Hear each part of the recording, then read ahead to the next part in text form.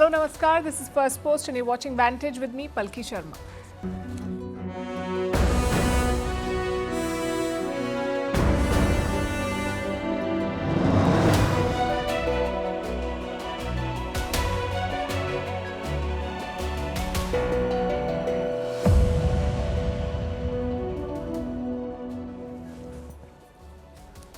We begin with the crisis at Indigo. It's far from over. 500 flights were cancelled today. The matter reached India's parliament. We look at how long it will take to resolve and what's being done to avoid a repeat.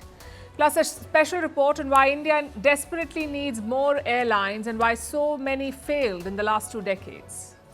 You're also tracking the conflict in Asia. It's Japan versus China, with fighter jets facing off and pushing the region to the brink. In Southeast Asia, it's Thailand versus Cambodia. The border has erupted again with fresh airstrikes and casualties. In the US, they've come up with a new strategy document. Russia has welcomed it. India has backed it. Pakistan barely finds a mention in it. We'll bring you the highlights. In Africa, Benin has thwarted a coup attempt. In the US, J.D. Vance, the vice president, is paying for his politics. He targeted immigrants. Now people are targeting his wife, who has Indian roots.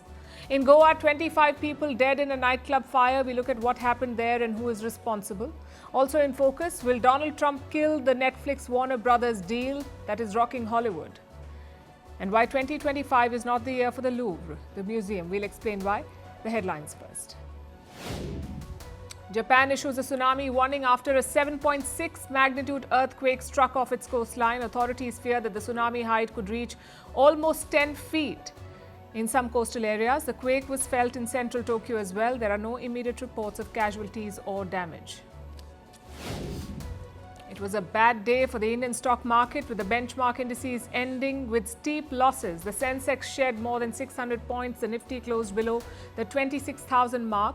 This comes despite robust domestic growth figures and the Reserve Bank of India's recent rate cut.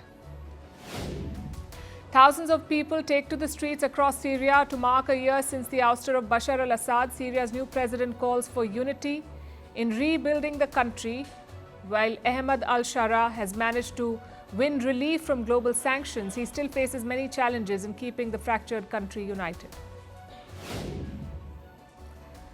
The Rapid Support Forces seized Sudan's largest oil field. Both the army and the paramilitary RSF want control over the resource-rich region. In October, the RSF dislodged the army from its last holdout in Darfur.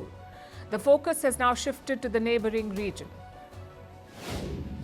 In Norway, a shooting at a large shopping center in Oslo creates panic. The mall full of Christmas shoppers had to be evacuated. The suspected shooter has been arrested. Police say he acted alone. The attacker's identity has not been disclosed. And the European Union dismisses online attacks by Elon Musk, calls the tech tycoon's remarks, quote-unquote, completely crazy statements. Musk wants the bloc to be abolished and sovereignty returned to individual countries. Musk hit out at the EU after it fined his social media platform X millions of dollars. They promised glory. They delivered fear.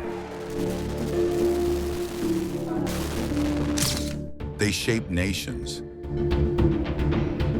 They scarred generations. From brutal purges to propaganda machines, from stolen power to violent falls from the throne. Welcome to The Dictator, a series that strips away the myth and then exposes the men behind the tyranny. History remembers their power. Firstpost reveals their truth.